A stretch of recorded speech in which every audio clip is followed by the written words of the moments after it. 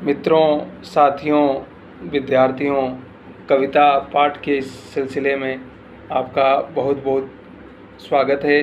मैं डॉक्टर कालूलाल कुलमी के की हिंदी में आपका वेलकम है, स्वागत है।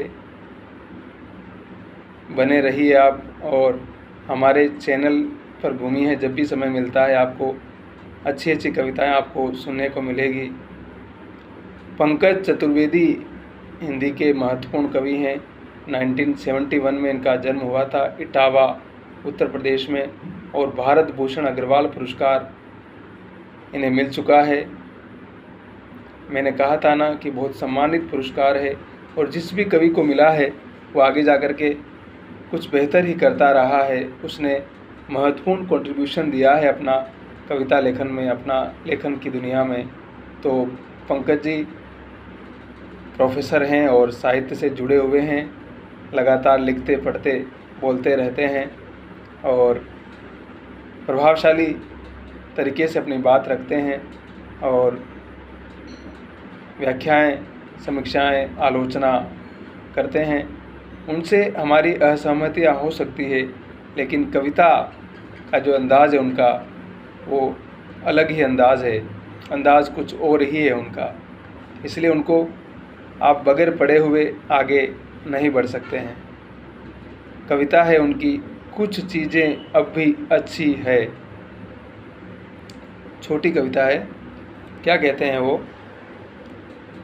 कुछ चीज़ें अब भी अच्छी हैं, न यात्रा अच्छी है, न ट्रेन के भीतर की परिस्थिति, लेकिन गाड़ी नंबर, गाड़ी के आने और जाने के समय की सूचना देती तुम्हारी आवाज़ अच्छी है। कुछ चीज़ें अब भी अच्छी हैं, कुछ चीज़ें अब भी अच्छी हैं।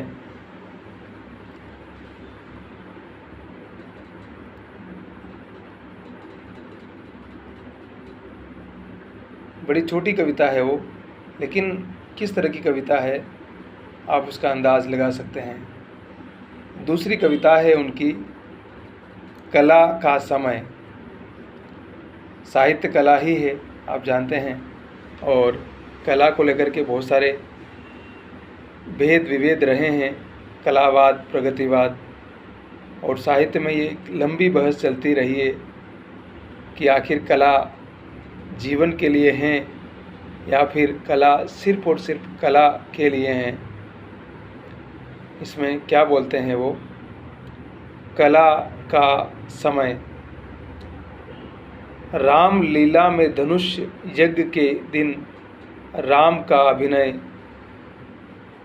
राजकुमार का अभिनय है। मुकुट और राजसी वस्त्र पहने गांव का नवयुवक नरेश विराजमान था रंगमंच पर। सीता से विवाह होते होते सुबह की धूप निकल आई थी, पर लीला अभी जारी रहनी थी। अभी तो परशुराम को आना था। लक्ष्मण से उनका लंबा संवाद होना था। नरेश के पिता किसान थे, सहसा मंच की बगल से दबी आवाज़ में उन्होंने पुकारा, नरेश घर चलो, सानी पानी का समय हो गया है। मगर नरेश नरेश नहीं था, राम था। इसलिए उसने एक के बाद एक कई पुकारों को अनसुना किया। आखिर पिता मंच पर पहुंच गए और उनका यह कहा बहुतों ने सुना,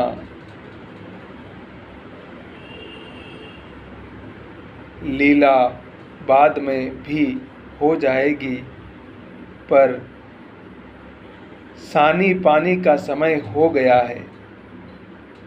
अब वो सीधा साधा आदमी, पिता किसान बेचारा, तो बेटे को बोल रहा है कि ठीक है, तू अभिनय कर रहा है, सीता के साथ तुम्हारा विवाह होने वाला है, लेकिन ये तो बाद में भी हो सकता है, पहले हमें घर का काम निपटाना है ना। ठीक है, तो कितना सहज अंदाज में कहते हैं वो। एक और कविता है उनकी, जाति के लिए। कौन सी जाति? कास्ट, ब्राह्मण, क्षत्रिय, वैश्य, शूद्र, कुर्मी, पटेल, तेली, ठाकुर, सिंह, सारी बात जातियाँ जो भी आप लगाना चाहते हैं, सारी जातियाँ आ गई है। अब देखिए क्या बोलते हैं कविता में वो। ईश्वर सिंह के उपन्यास पर राजधानी में गोष्ठी हुई।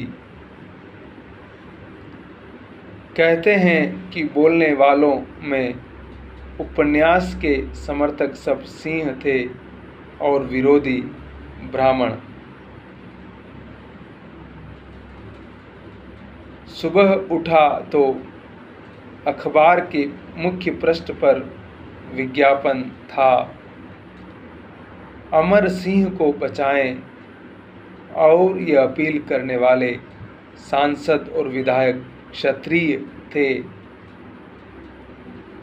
मैं समझ नहीं पाया, अमर सिंह एक मनुष्य हैं तो उन्हें क्षत्रिय ही क्यों बचाएंगे।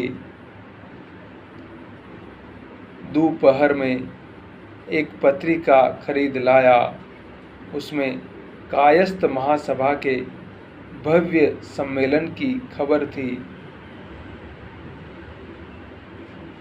देश के विकास में कायस्थों के योगदान का ब्यौरा और आरक्षण की मांग। मुझे लगा योगदान करने वालों की जाति मालूम करो और फिर लड़ो, उनके लिए नहीं, जाति के लिए। शाम को मैं मशहूर कथाकार गिरिराज किशोर के घर गया। मैंने पूछा, देश का क्या होगा? उन्होंने कहा, देश का अब कुछ नहीं हो सकता। फिर बोले, अभी वैश्य महासभा वाले आए थे, कह रहे थे आप हमारे सम्मेलन में चलिए, आप हमारे सम्मेलन में चलिए। अब जो आप आजकल देख रहे हैं सब तरफ जाति जाति के नाम पर, उसी चीज़ को उन्होंने रेखांकित किया है और इसके तमाम आयाम हैं। एक कविता है उनकी, आभार। ये भी साहित्यिक दुनिया के जातिवाद, वर्चस्व और बड़ा कौन है, छोटा कौन है, किसकी किताब महान है, किसकी किताब महान नहीं है, जो एक अजीब सी दुनिया है, आत्ममुग्धता और वर्चस्व और क्या क्या बोला जाए उसको, षड्यंत्र और खेमेबाजी की, उसके सारे द्वंद्वों को, उसके सारे प्रतिद्वंद्वों को पंकज जी कैसे अपनी कविता में दर्ज करते हैं। आभार कविता का नाम है। एक प्रदेश की राजधानी में मिले वह, राष्ट्रीय परिसंवाद में एक विश्वविद्यालय में प्रोफेसर, हिंदी के वरिष्ठ आलोचक, नींद से जगाकर पहली खबर उन्होंने मुझे यही दी। मैं विभागाध्यक्ष नहीं बन पाया।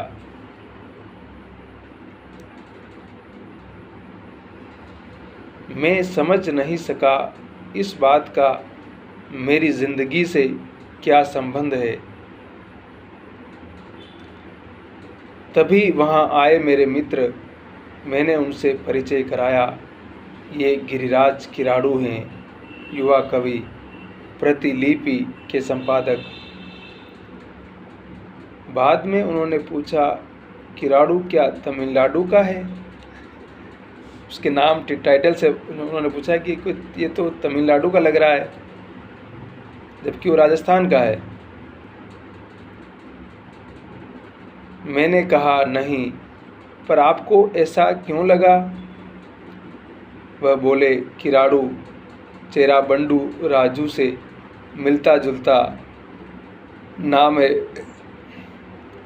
वैसे जो नाम वह ले रहे थे सही रूप में चेरबंडा राजू है, क्रांतिकारी तेलुगु कवि का।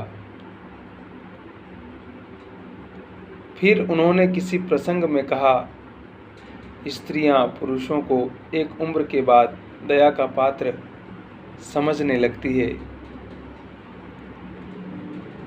परिसंवाद के आखिरी दिन उन्हें बोलना था आलोचना के सौंदर्य विमर्श पर, मगर उससे पहले उनकी ट्रेन थी, इसलिए आयोजकों ने चाहा कि वह आलोचना के समाज विमर्श पर कुछ कहें। यूं एक सत्र का शीर्षक आलोचना का धर्म विमर्श भी था। उन्होंने मुझसे कहा, इस सत्र में बोलने को कहा जाता तो ज़्यादा ठीक रहता। फिर कारण बताया, हिंदी की सर्वश्रेष्ठ आलोचना धर्म ही पर न लिखी गई है।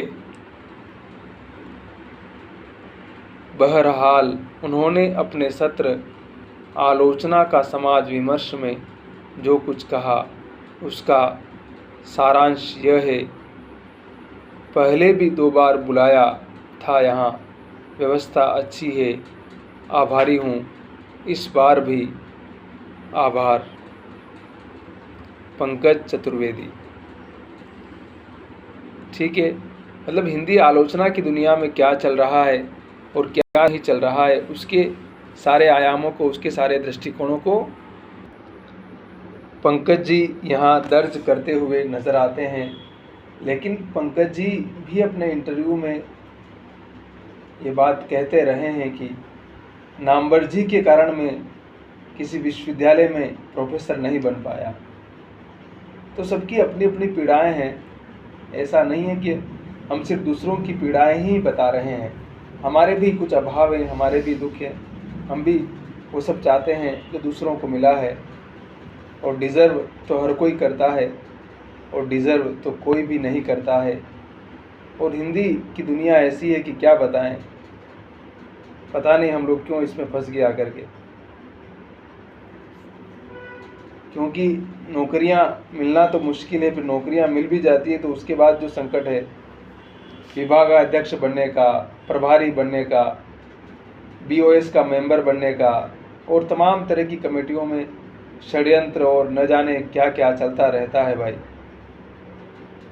किसी को पुरस्कार दिलवाना है, किसी की किताब पर परिचर्चा करवाना है, किसी को व्याख्यान देने के लिए बुलाना है, तो उसकी आप चमचागिरी करते रहो, उसकी प्रशंसा करते रहो, उसको सारे टिकट और सारी सुविधाएं मुहैया कराओ, तो आपको अच्छा बोलेगा वो। नहीं तो पंकज जी ने सारी बातें कह ही दी है कि क्या बोलेगा वो। एक और कविता है उनकी, आलोचक। मीर ने कहा, शायर कहाँ हूँ, कितने दुख जमा किए तो दीवान किया। आलोचक ने क्या जमा किया, जो इतिहास किया। कविता के पथ पर भीख मांगते, फटे लटे कपड़ों में त्रिलोचन को देखा। त्रिलोचन ने आलोचक ने नहीं देखा। आलोचक राजा है, कवि है चिड़िया। मेरी माँ एक कहावत कहती है, चिड़िया जान से गई, राजा को अलोनी लगी, राजा को अलोनी लगी। इस कविता में क्या कह रहे हैं, आप ही उसको बार बार पढ़िए और आप ही समझिए। कि पंकज आलोचना या विश्वविद्यालयों की जो दुनिया है उसके जो अंतर्विरोध हैं, उसके जो दुख हैं, उसकी जो पीड़ाएं हैं, उसको बड़ी गहराई से अभिव्यक्त करते हैं। और मैं उनकी एक और कविता पढ़ूंगा, अंतिम कविता, भले ही लंबा हो रहा है। हिंदी के विभागाध्यक्ष, आप विश्वविद्यालयों में जाइए और हिंदी के जो विभागाध्यक्ष बनते हैं वो कितने ऐंठ कर चलते हैं और कितने घमंड में रहते हैं, और उनको लगता है कि हिंदी तो हमारे पैर की जूती है। आलोचना, समीक्षा सब उनके अंडर है, और वो लोग हिंदी की सेवा कर रहे हैं। अब क्या सेवा कर रहे हैं वही लोग जाने, क्या सेवा कर रहे हैं भाई। कविता में क्या कहते हैं वो देखिए, कविता लंबी है, पढ़ूंगा पूरी में। हिंदी विभाग में एक प्राध्यापक हैं जिन्हें अध्यक्ष जी कहते हैं, गणेश जी। मानो उनसे शुरू किया जा सकता है कुछ भी। एक और हैं सबसे वरिष्ठ और सचमुच विद्वान, शहर में उनके नाम से होती है विभाग की पहचान। अध्यक्ष जी उन्हें कहते हैं पंडित जी, जैसे ये जताने को पंडित तो हैं पर हैं तो निर्वीर ही। दो महिलाएं भी हैं प्रवक्ता, अध्यक्ष जी कहते हैं देवियां हैं। माहौल बना रहता है खुशगवार, लेकिन क्या जानेंगे शुभ विचार। और शिक्षा सेवा आयोग से अभी चयनित होकर आए हैं दो नई उम्र के अध्यापक। अध्यक्ष जी कहते हैं कि बच्चे हैं, बच्चों में है नहीं समझ अध्यात्म की, पढ़ लिख कर सब गंवा दिए हैं संस्कार। मसलन पैर छूने को अध्यक्ष जी बताते हैं महाविद्यालय की संस्कृति, और पैर छुए जाने पर एक प्रचलित नारा है उनका आशीष, यानी जय श्री राम। एक दिन अध्यक्ष जी बोले, विभाग में दो दो देवियों के बावजूद एक दर्पण तक नहीं है, और न ही है चाय बिस्किट का इंतज़ाम। इस पर पंडित जी ने चपरासी को बुलवाकर अपने पैसों से सबको चाय पिलाई और कहा, दर्पण की भला क्या ज़रूरत क्या है, हमारे चेहरे ही दर्पण हैं जिनमें हम पढ़ सकते हैं औरों के मन में बिंबित रूप हमारा कैसा है। अध्यक्ष जी को ऐसी चाय, ऐसे हस्तक्षेप पसंद नहीं आते हैं। पंडित जी से वह झुलसा जाते हैं। अध्यक्षता में है वीर और रौद्र रस, कभी कभार शांत में हास्य का समावेश आपने देखा ही। इस विवरण की एन शुरुआत में अद्भुत और भयानक बातें भी हैं खूब। हालांकि प्रमुख हैं वात्सल्य और श्रृंगार। इस तरह रस तो कमोबेश सभी है हिंदी विभाग में, पर इन सबके संघात से होता है करुण का उद्वेग, विडंबनाएं सामने आती है। पंडित जी कहते हैं विशिष्ट हिंदुत्व से खतरे में पड़ गया है सामान्य हिंदुत्व। अध्यक्ष जी किसी हिंदू संगठन के भी हैं अध्यक्ष, वहाँ से वह अपने लिए जुटाते हैं साहित्य विवेक। देखनी है समाज की हालत और राजनीति, महाविद्यालय के लिए कहाँ समय बचता है। देर से आए या न भी आए अध्यक्ष जी, विभाग के सदस्य न करे कलह उनसे, केवल अपना सही रखें आचरण। अध्यक्ष जी सुनाते हैं तैत्तिरीय उपनिषद।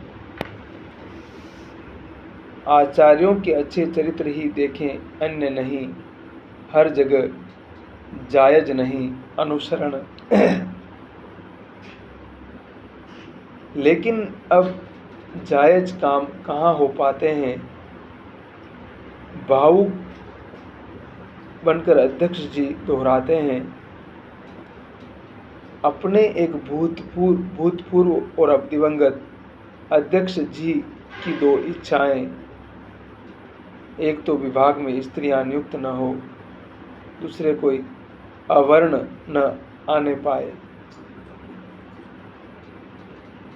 पर क्या करते, सन 88 में उनकी पहली इच्छा विफल हो गई। पिछला अध्यक्ष नहीं माना और दूसरी इच्छा की रक्षा हो पाएगी, अध्यक्ष जी के मन में है संदेह। आखिर आयोग का क्या ठिकाना। जब पंडित जी जाएंगे उनकी जगह अवर्ण ही आएंगे। आयोग हाथ में न सही, हिंदी के तो अध्यक्ष जी हैं कीमियागर, जादूगर। कहते हैं वह नामवर सिंह को नहीं लिखनी आती है व्याकरण सम्मत भाषा। हिंदी शब्द वैदिक हैं, कितनों को है पता। क्लास में जब तालव्य बनता है तो उसका अर्थ हो जाता है गधा। और सुनो, युवा अवस्था का प्रेम नहीं, काल दोष होता है। सबको स्त्री रत्न नहीं मिल पाता, संतानों की संख्या भी निश्चित करते हैं परम पिता। ये फुटकर बातें हैं लगती विशृंखल साधारण, पर इनमें है कितना मर्म भरा। बांध रहा है इन्हें सूत्र कोई जो ओझल है, वही जिसे अध्यक्ष जी अपना भी आदर्श मानते हैं। प्रकट करते जिसे सबसे अंत में हमेशा, यह कि सब प्रारब्ध की बात है बेटा। प्रारब्ध यानी भाग्य की बात है बेटा। प्रारब्ध ही है कि अध्यक्ष जी अपनी धारा में चाह रहे सबके चिंतन का समाहार। हिंदी विभाग को समझ रहे अपनी पूंजी, अपना परिवार। अपने से केवल 8 वर्ष कनिष्ठ महिला प्रवक्ता को पुकारते हैं कहकर, बेटा मानो ये विज्ञापन है ज़रूरी। नहीं है उनके मन में कहीं कोई विकार, बंधुत्व की भी आकांक्षा नहीं। हम उम्र स्त्रियों के भी वह पिता सरीखे हैं, बच्चों के तो खैर पिता वह हैं ही। पंकज चतुर्वेदी। समझ गए आप, ये लंबी कविता है उनकी हिंदी के विभागाध्यक्षों के बारे में, क्योंकि क्या सोच है उनके, क्या विचार हैं और वो किस प्रकार से हिंदी की सेवा करते हुए, अपने जीवन को समर्पित करते हुए हिंदी को बर्बादी के शिखर की तरफ ले जा रहे हैं या ले जाते रहे हैं। मठाधीशी करते हुए बाकी किसी को आगे न बढ़ने देना और हर तरह से अपने वर्चस्व को कायम रखना और उस कुर्सी के भीतर ही सिर्फ ज्ञान देखना। बस उनको लगता है कि जहाँ मैं बैठा हुआ हूँ ना, सारा ज्ञान इस कुर्सी के अंदर ही है बस। और आप तमाम विश्वविद्यालयों का सर्वे करवा लीजिए, आप देखिए, आप यथार्थ यही है। इस विडंबना से इनकार नहीं किया जा सकता है। जो हिंदी बेल्ट है ना, जिसको काऊ बेल्ट कहा जाता है, बीमारू प्रदेश बीमारू जगह ऐसे ही नहीं कहा जाता है। और अब बाकी आप कहीं भी जाइए जहाँ भी हिंदी के लोग भरे पड़े हैं, जो कि अब उनकी बुराई क्या की जाए, लेकिन सच्चाई को स्वीकार करना और सच्चाई को समझना भी तो आवश्यक है ना। तो कविताएं ऐसे ही सुनते रहिए आप। लाइक शेयर सब्सक्राइब कीजिए और अपने आप का ख्याल रखिए। और हिंदी पढ़ने के साथ साथ अंग्रेजी भी पढ़ते रहिए। अच्छी नौकरी, अच्छा रोज़गार, अच्छा बिजनेस, जो भी कुछ करना चाहते हैं ढूंढते रहिए। और आर्थिक रूप से इंडिपेंडेंट होना सबसे पहले बहुत ज़रूरी है। उसके बाद जो कुछ करना है कीजिए। ठीक है, बहुत बहुत शुक्रिया। हम मिलते हैं अगले वीडियो में, अगले कविता पाठ में।